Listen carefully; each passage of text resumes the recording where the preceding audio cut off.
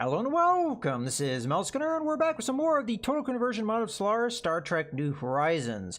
And we have finally made contact with the Romulans, and we definitely need to do something about the difference between us and fleet power. Otherwise, I'm going to start worrying about the Romulans and the Klingons. So let's start building some ships. So we're going to go into the shipyard here, and I'd like to build another Intrepid type light cruiser. Or 845. Okay, that's pretty much that. And we'll have to see the balance of power once we're done with that, but I think we're going to need to start focusing on building ships in the near future. I am going to have some expansion in territory and colonies, and we may be able to outpace the Klingons and the Romulans as far as how many colonized worlds we have, although... they have what? 1, 2, 3, 4 planets? Maybe 5? Yeah, 5 planets. And these guys have 1, 2, 3, 4. And currently we have 4, and we're going to be working on the 5th one. So we will be meeting how many planets the Klingons have, but I definitely want to increase that. Now, if we keep Pajem, when the Vulcans come in, then we'll be at 6. So... I'd like to see, though, do we actually keep Pajem, or does it, is it just going to vacate? That would be weird if it did, but we'll have to see. In any case, let's continue here. Construction complete. Okay, what were we constructing? I honestly don't remember. Oh, the starbase. So we are now full capacity on our starbases. And we'll have to see how that changes our piracy risk. At the moment, it's at 50%. We do have a trade deal offer, so I'm going to want to look at that. Okay, the Denobulans, they are willing to do a research agreement with us, so we will agree to that. How do they like us now? I mean, they really didn't like us because of the whole rivalry thing with the Trill. And unfortunately, we can't get them into our coalition as a result. If we were to flip that, if we were to remove that, that would be nice. I'm going to remove the rivalry from the Trill. We'll see. We also have that option to do a dispute with another empire, perhaps, that we'll try with the Trill and see if that removes our rivalry. Because if that happens, we'll probably immediately get the Denobulans in our coalition, because these guys will be gone, the Vulcans. So, here's hoping that's what happens. But yeah, we really do have to worry about the Romulans now, and the Klingons will be a worry as soon as the Vulcans enter. Okay, that's not a surprise. Fools. So the Romulans are going to like us probably even less. So let's take a look at that. So they were at -15. Okay, they stay at -15, so this really doesn't change their attitude towards us, but it does show a trend towards them not liking us. I'm wondering if we could open... I guess that's a decision between them. Alright.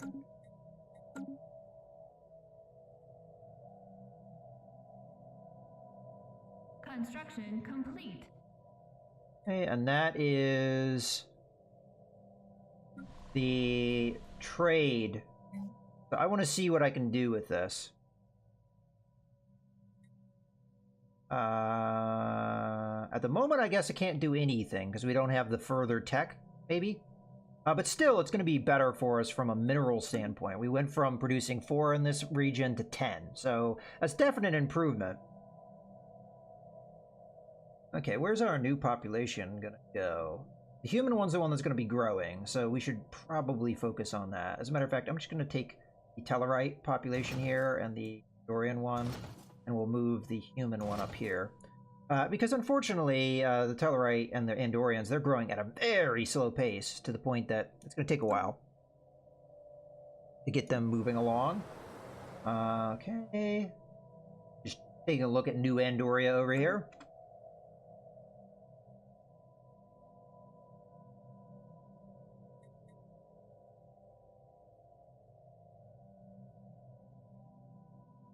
Our colony ship over to Vega is continuing.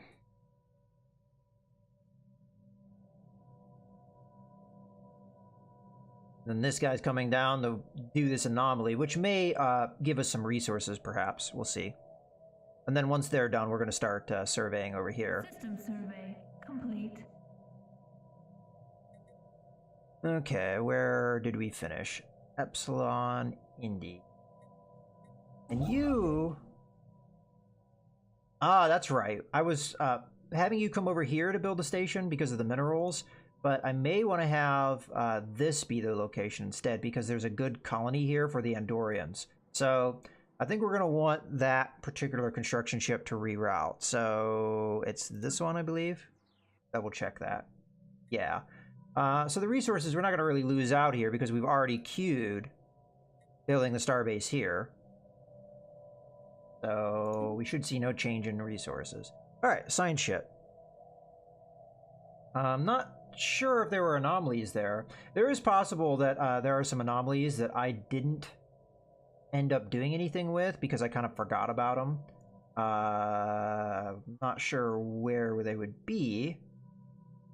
Is there any anomalies in here? Usually I try and do the anomalies after I've already done everything in a system. I don't think there's any anomalies in here, but I'll just double check. Yeah, I don't see anything. Okay, so the science ship, we're going to go ahead and grab and send it. Because there's potential for a habitable world here, might as well survey here. Okay, I think that's all we need to do, so let's continue.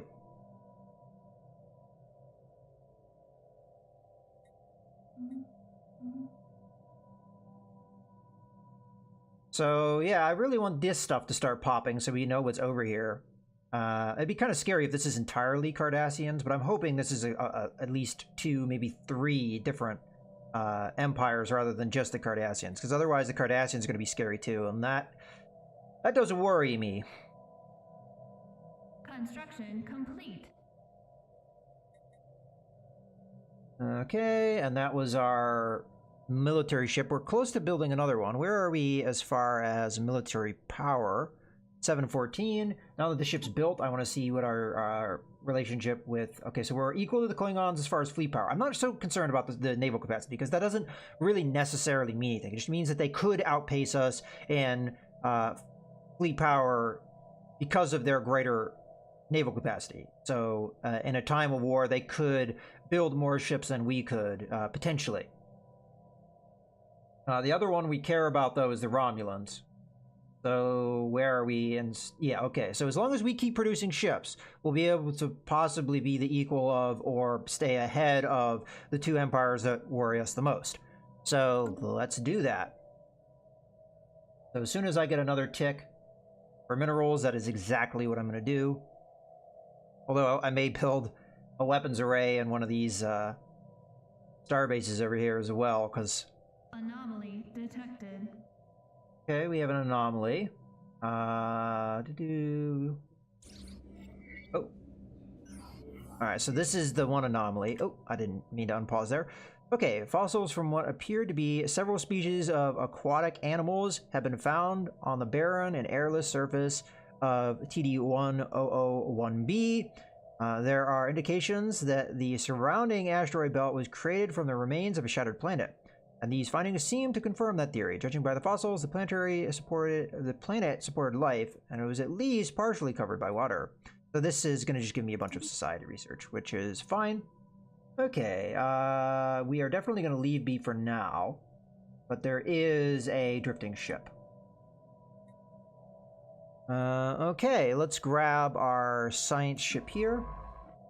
I kind of want to go straight for the habitable world first. See what it has to offer, so we're going to survey there. And the piracy threat has gone away, so it must have dipped down below the point that the game wants to warn me about. So that's good to see.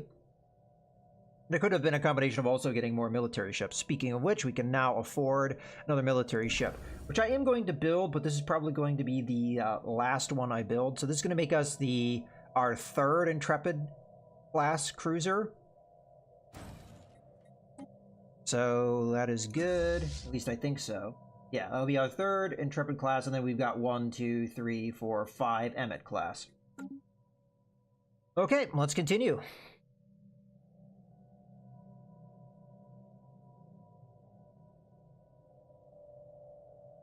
Now, in theory, I could upgrade Order cleared. the star bases that I have. Okay, tile blockers have been cleared over here. We do have the potential. Okay, Mars Development Project. The tension in the control room was palpable. Flotilla of tugs was pulling the last segments of the mirror into position, and even a millimeter misalignment of the 5-kilometer wide complex could ruin the Great Assembly. 10 minutes later, however, there was no more need to worry. The sensor grid reported every single segment was properly aligned. Ponderously, Xeon plasma jets kicked in, making the final adjustment. Then the mirror was angled just so, and suddenly, pure, blessed sunlight blasted across the Martian surface, reflected from above. Already, surface temperatures were climbing, and other mirrors were waiting to be placed in position. Mars is forever change. Okay. So we're going to go to Mars. And we see habitability has increased. Yay! I really kind of hope that the planet gets bigger, but it may never get bigger, so we'll have to see about that. But where does our habitability at? I guess it's never going to go above 100% because at the moment it's at 100%. And in theory, this should have pushed it to 105. So I guess that's as good as it gets. Now, the Tellarites actually like this planet more than the humans do. Dang. So it is possible that Tellarites will migrate to Mars. But that hasn't happened yet, I don't think.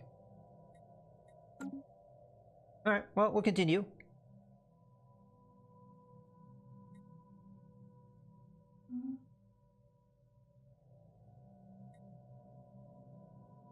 How are we doing on our situation? Okay, we've got this to read, but first, I want to see habitable world. So we're 4 of 8. Okay. A group of investigators have found a hidden factory on a new Andoria.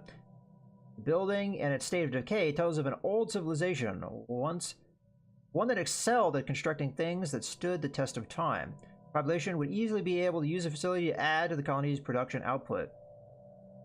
Okay. Research complete. Oh, okay. We also have research to pick here. What are we doing on this? Before. Alright, we'll probably get past that in a bit. Okay, so we've got new research. There's a long-range explorer prototype.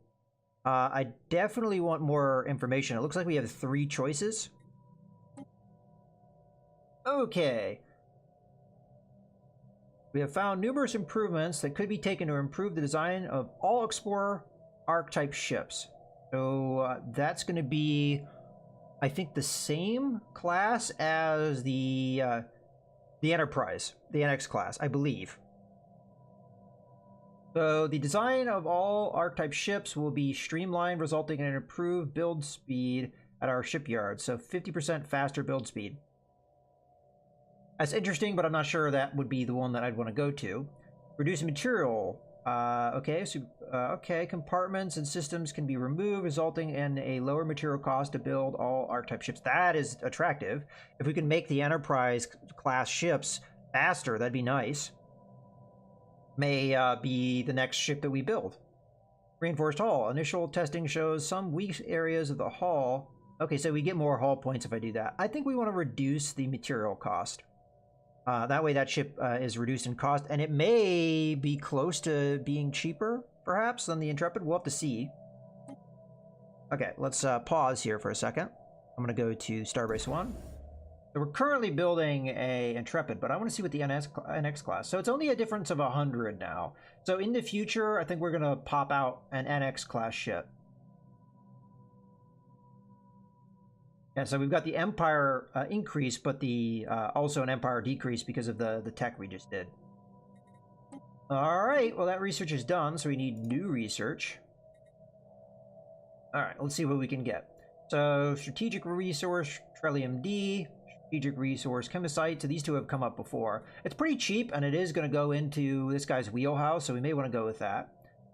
We do have improved spatial torpedoes, so that could be good for us. And then we have these things that we could do at any time because they're already progressed. So I honestly, I feel like we should go towards...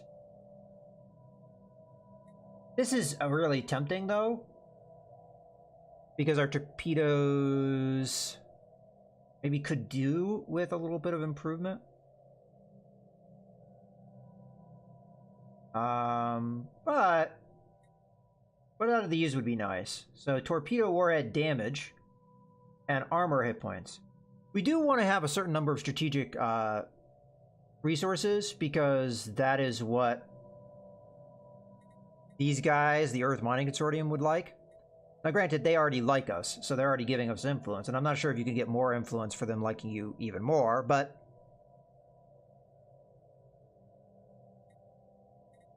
it might be a good idea to just start getting these strategic resources, and they're cheap anyway, and again, we get a research bonus. So, yeah, let's go for that.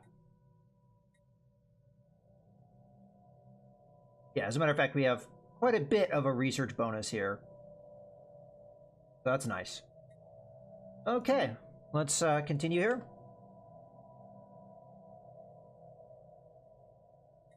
All right. Let's go to all of our star bases. And... Okay. We got another alien type. Complete. And another research done. But I think what I'm going to end up doing here... I'm going to go through these different star bases. Now I'm going to want to go from a strategic standpoint. So Starbase 5 and this one makes more sense. And this one makes more sense because they're Romulans. So we're going to go ahead. We're going to build an energy weapon array just to make this particular station a little bit stronger. Because I am a little concerned for what the Romulans may do if we go to war. So let's do that. Okay, now that we're done with that, let's go and take a look at our research here. So we've got transport hub, which is going to make migration speed and resettlement costs increase, but it is a building we have to build, and I'm not sure. I mean, maybe it also gives you resources, so it may not be a bad thing to get, but not sure how high on my priority list that is. It is going to go down the teleportation and replication and holographic fields, though, so maybe a good tech to get. What do we have here, though? We've got optical secondary core. All right. And then physics lab. This also goes down the theory of matter, though.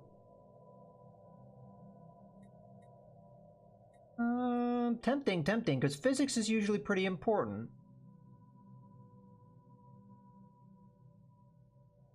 Yeah, let's get the physics lab. All right, we're good to go. And you.